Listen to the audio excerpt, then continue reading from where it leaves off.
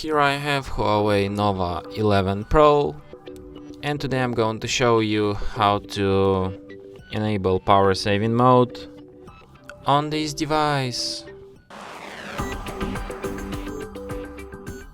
So to do this, firstly you have to open settings, then go to the battery section, and here you can find power saving mode. So basically you don't have any other settings of this mode, you can only switch it here, and yeah.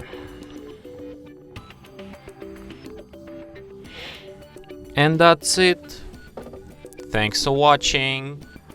If you find this tutorial useful, don't forget to hit that like button and subscribe to our channel.